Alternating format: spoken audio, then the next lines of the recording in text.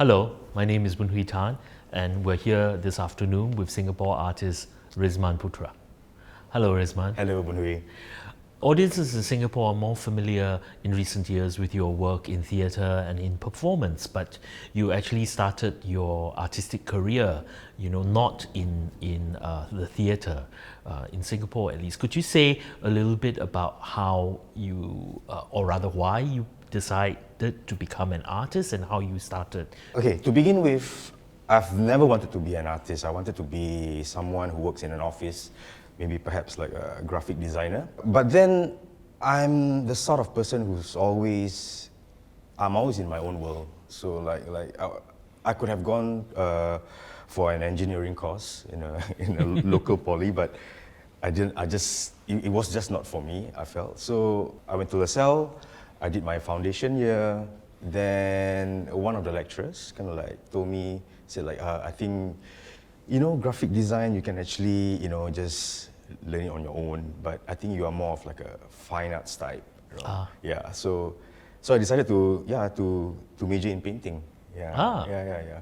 And I think it was a beautiful experience for me back in LaSalle, because there were all these weirdos hanging out with me, all the like-minded people.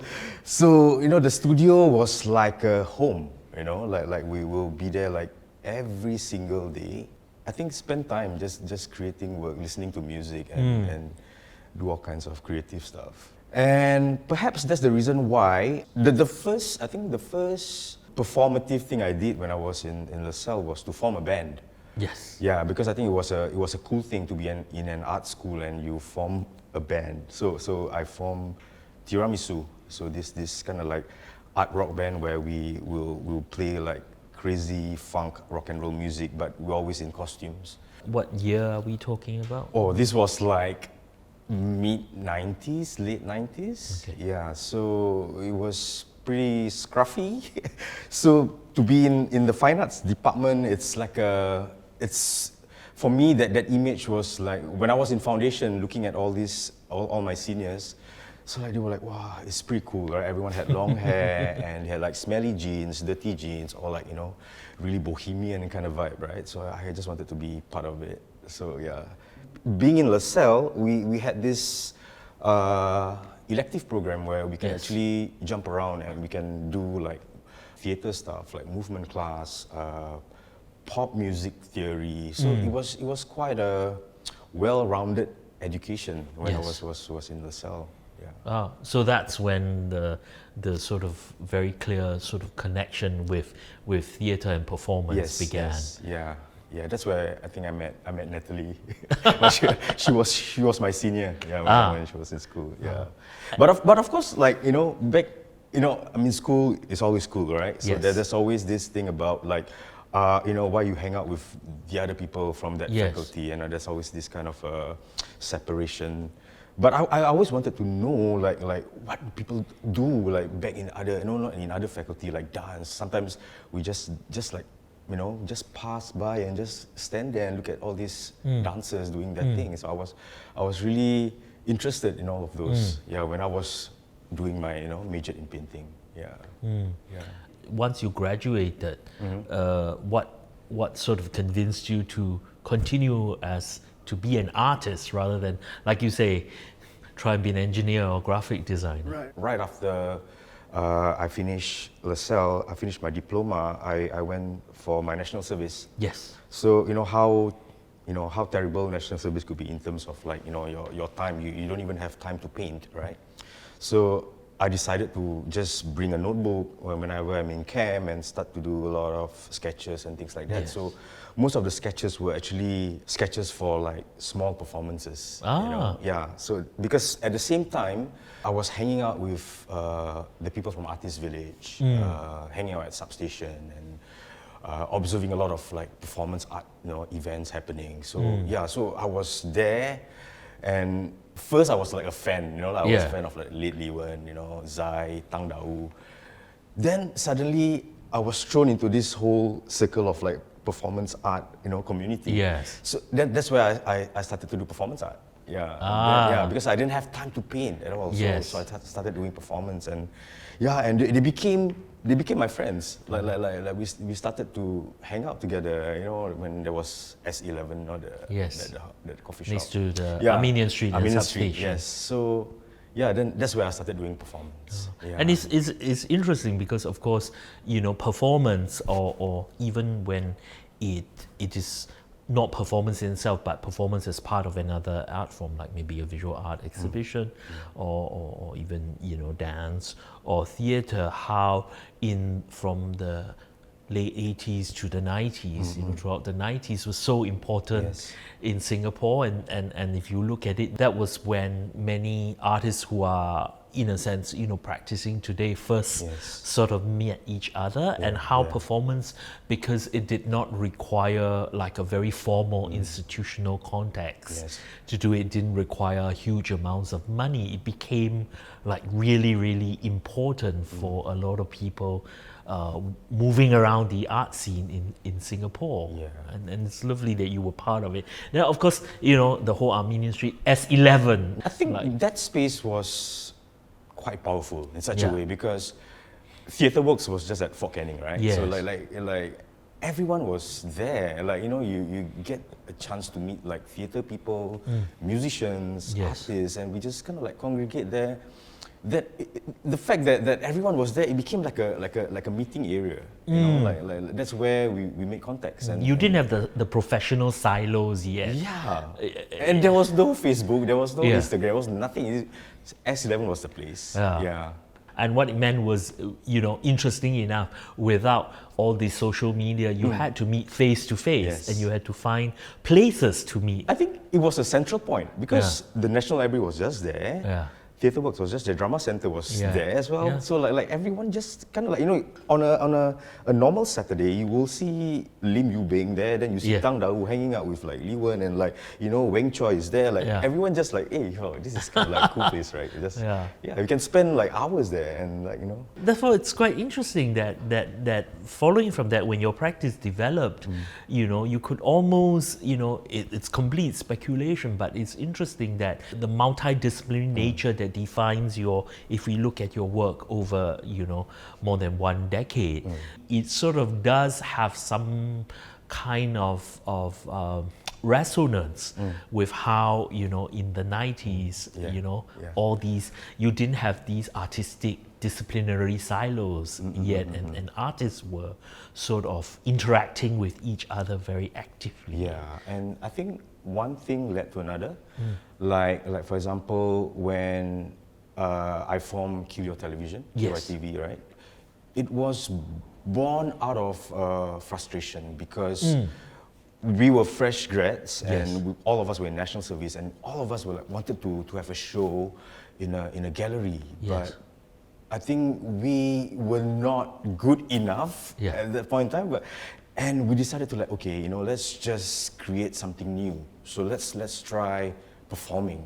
So everyone was just like, what, performing? Yeah, we just jump into this and just create something, you know, like so we learn from nothing, you know, just observing performances at the substation. Then we got our residency there, and it became quite interesting because like I was discovered by Daniel K, who was a dancer who just came back from Goldsmith, and he invited me over to join his dance group, and I did dance for like 2 years. Then after that, King Sin saw me in a performance. Then King Sin wrote me in a theatre piece, which was my first professional theatre performance. Which was that? That was Sandakan Threnody.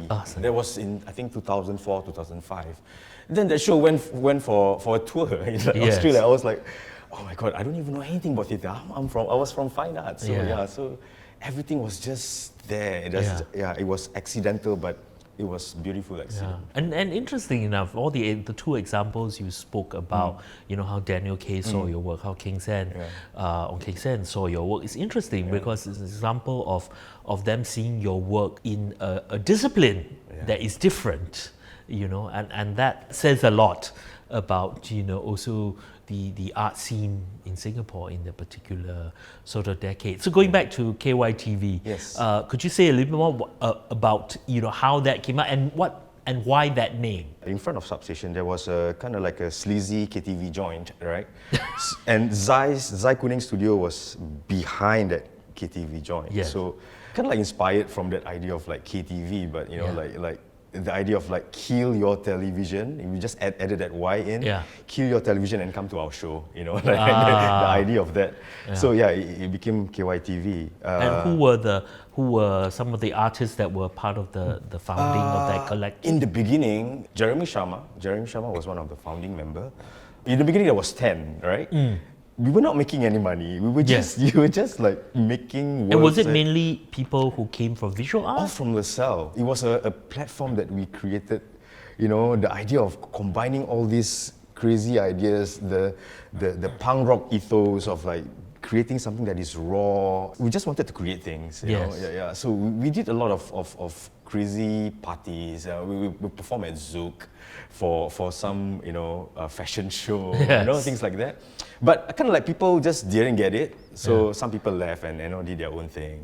But we stayed on for, I think, a good 4 or 5 years. We were discovered by Kim Singh, who was working as a programmer at the Esplanade. Esplanade just opened, I think it was in 2003. And they were like opening up this space for like new acts to create something. So they were giving us money to create something. So we were discovered there. Then we had our own show at the Esplanade.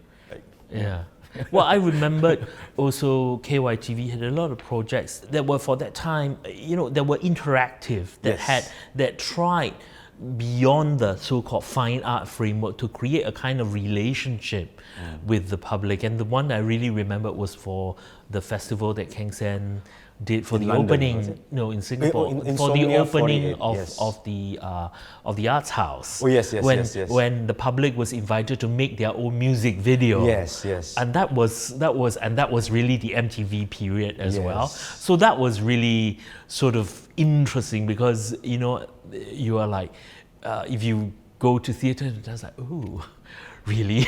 You know, it's not, it seemed a little bit, it seemed much more relaxed than like a normal kind of performance. I think the work that you are talking about is the pop station. Yeah. The politics of the popular station. Yes. You know, that idea came about as, it was a very kind of like stupid combination of things. There was this thing called the neon print machine. Yes. And I think that time the whole American Idol thing was happening. So we wanted to combine that and, you know, to create a product for everyone to kind of like enjoy and be part of it.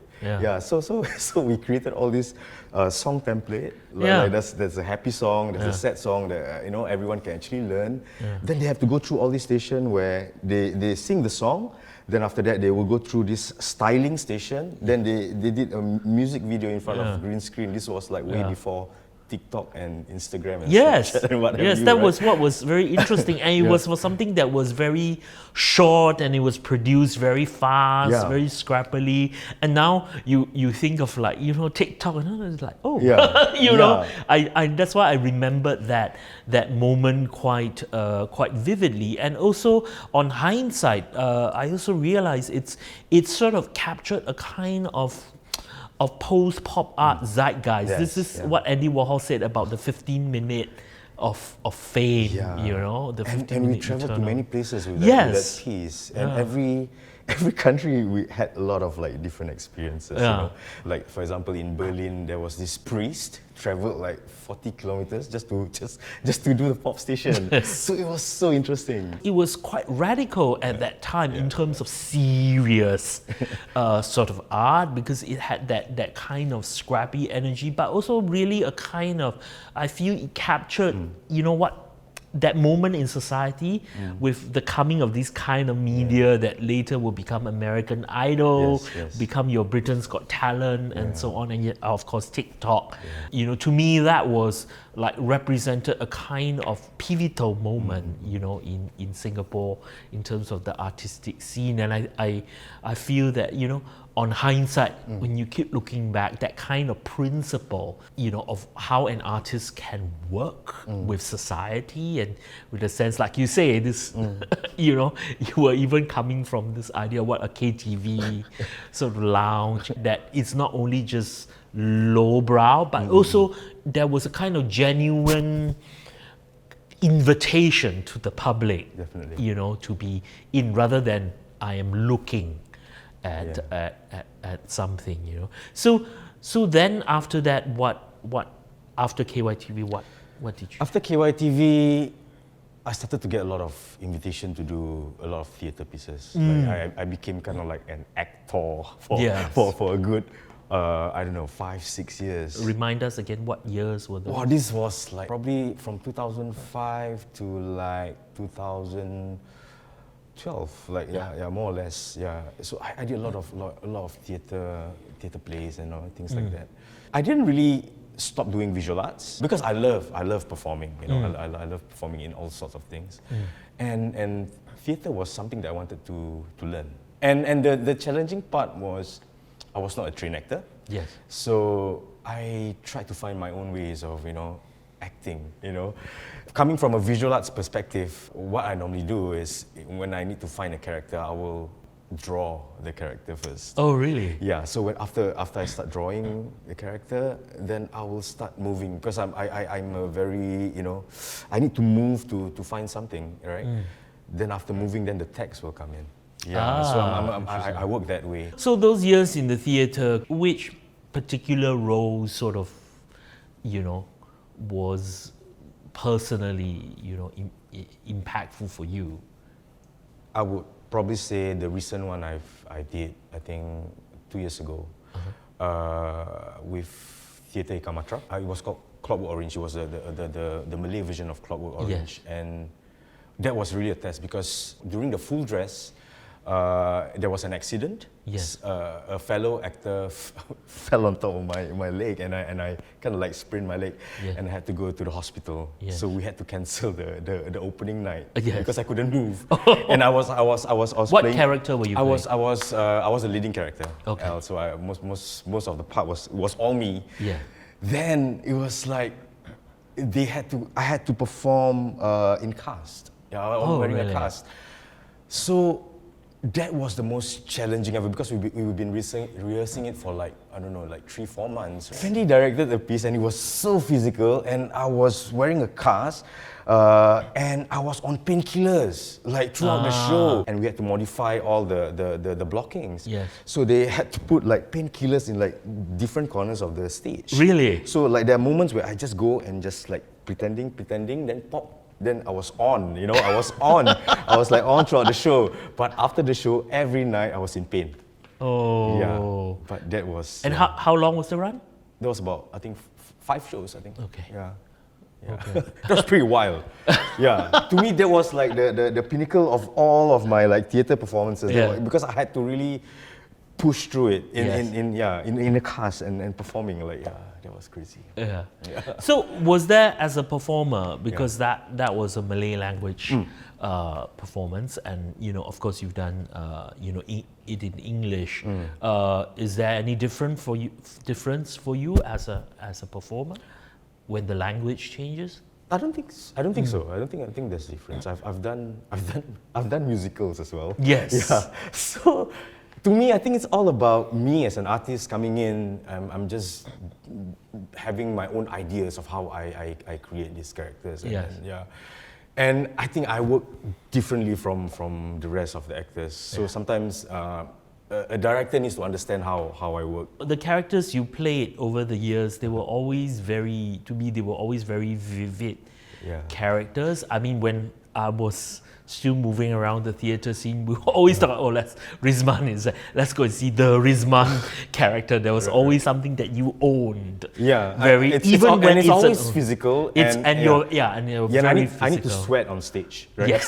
Yes. Always at the end, there was always the sense that your character is so tired by the end because there's a climax sort of at the end. But it's really fascinating that, not coming from a trained theatre background, you developed your own methodology almost of how you got into a role. Yeah, I feel, I don't know, like whenever I do like theatre, anything that's performance-based, I feel I really need to give everything. Like, I can't cop out, because it is something that I'm kind of like giving everything to it.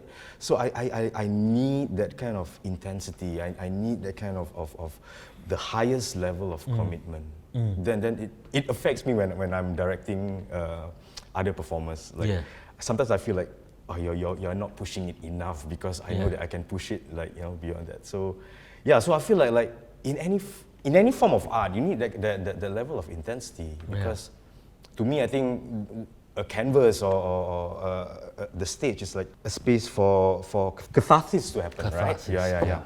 Then it needs that kind of push.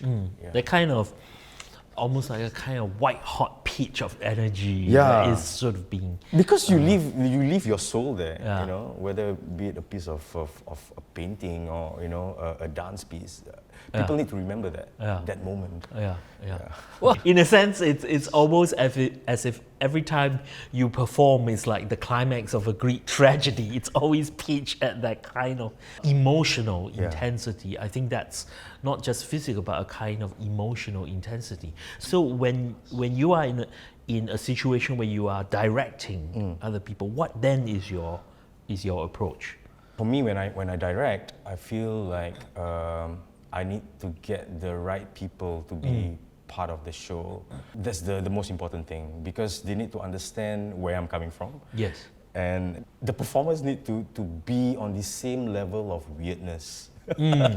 because those people who don't understand me, they will question my intention. Yes. For me, I think I like to search deep into the consciousness and find that the weirdest things that they can come out with. Yeah, and I think it's always a lovely experience when you dig deep into them. Okay. Because it's hard to be a child when you are already an adult. Yeah, for me, I like that kind of rawness and primal actions from actors or performers. Yeah. So do you prefer characters that are or even scripts that are developed as part of the process, or actually an existing sort of text, and is there any difference in the approach? I like both, actually. I like to devise things as well. For me, I think in theatre it's like a collaborative effort. Like you are actually having this plain canvas, but everyone is chipping in, as compared to you as an artist, you are painting on your own, right? To me, theatre needs a lot of trust. Yeah, trust is the most important thing. And going back to your practice that we sort of umbrella under the visual art umbrella. So during all these period of when you were very involved in performance and the theatre, what was happening to your visual art practice? Did you stop, or you were? I did get invitations like every year to do performance art pieces here and there, but I think 3 or 4 years ago, Koda Culture, Silan Pillay invited me to present drawings. I was like, okay, I've never done drawings like for like 5-6 years. Yeah. So then I was like, okay, I'll take the challenge. So because all this while I was learning my lines, right? Yes. Learning the script. Yes. I was doodling and I was like drawing on the script as I memorized things. And so there's this one day, it suddenly hit me. Natalie was directing a piece. Then Natalie was telling me, Rizman, you have to commit to your lines. So Which piece is that? I can't remember, but it was one of those pieces where she got really intense. And as she was telling me that, I was doodling and I realized like, hey, if I commit these lines, it will become something, right? So then I said yes to the exhibition, right? Yeah. So I said like, okay, I'm gonna do 100 drawings. Yes. It's just going to be about lines and dots and patterns, but I'm going to commit to it, like every single line. So that's how this happened, right? Yeah. In the beginning, it was just therapy for me, right? Yeah. Just therapy. Then it became an obsession. then it became like meditation. Then it became this whole thing of like, I need a larger scale to create this piece because canvas is just not enough. Yes. So now it becomes a thing that I've been exploring. All right, drawing. Yeah, drawing. There's a kind of a system. For example, the lines and the dots, to me, they represent characters having a conversation. Like, yeah, like how what I do in theatre. Okay. Yeah. So tell us a bit about these, because these are not just abstract; they're actually figures that you've sort of produced. What are we looking at? And We are looking at these animals that I've selected, but the style is what I've mentioned to you, like about the idea of patterns and dots. It took me about like 2 weeks to finish all this, and normally I will work like from like 7 a.m. to like 11 p.m. every day. Like what I mentioned, the intensity of that drawing needs to be applied on to whatever I do in all my drawings. This was from the Lakeside Gardens project, Singapore Art Week. Yes. Yeah, last year. Last year. Yeah. Okay. How were they chosen?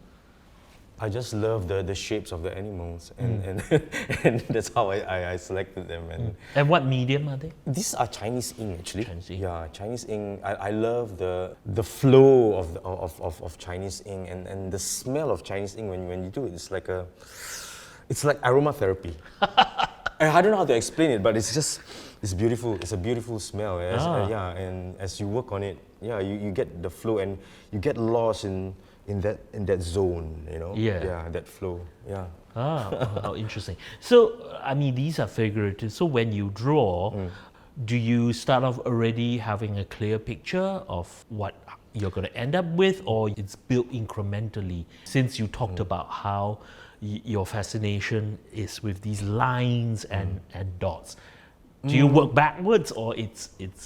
No, normally I will just jump into it. That's what I always do in a lot of things and what I explore. Like, for example, my involvement in theatre, for example, working with Keng Sen. In the beginning, he just threw me into this whole idea of devising a piece with all this, like the kabuki dancer and buto dancer. I was like, what the hell is devising? So I learned from there. So that's why I love being in a zone where I'm not sure where this is heading. Yeah. I think that's the beautiful part of creating a piece of work, not knowing where it's heading. Yeah. And when you reach that point, then you realize that I've just created something. Yeah. With your drawing, you adopt the same... Yeah, the same methodology. Yeah. How for everything. Yeah. Leap before you look. Yeah, because I think the most interesting part is when accidents happen, like in the process of making things. Yeah.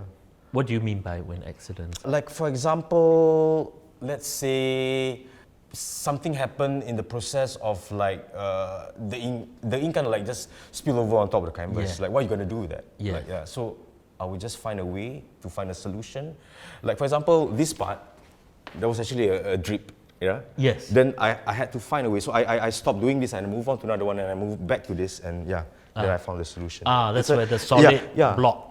It's like a jigsaw puzzle where you have to kind of like piece everything together. Recently, what are you working on now? Of course, we're in COVID for the last year, but in terms of your artistic practice, what are you working on now? Are you continuing to do more live performance in the theatre, or are you continuing with your visual art practice? I just finished a commission piece for Goethe Institute for their new project space. So they wanted me to create this 360 degrees mural for... So that's a visual, it's a drawing. The visual is drawing, yeah. It's the same idea of Conteng, which in Malay means doodles. I think the Goethe Institute one was the third iteration of Conteng. Okay. Yeah, which I still find a lot of interesting things when I'm creating Conteng, because it's about finding a new space to create the installation. There's so much potential to it. Like it's the idea of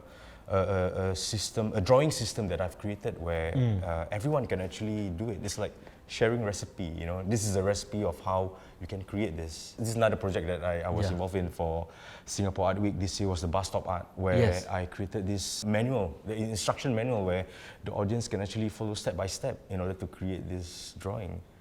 But of course, the level of commitment is different. Yes, for each of one. course. And the kind of the sensitivity to the lines is different. Yeah. So I've shared this recipe. Yeah. So it's how you're going to create it is another thing, you know.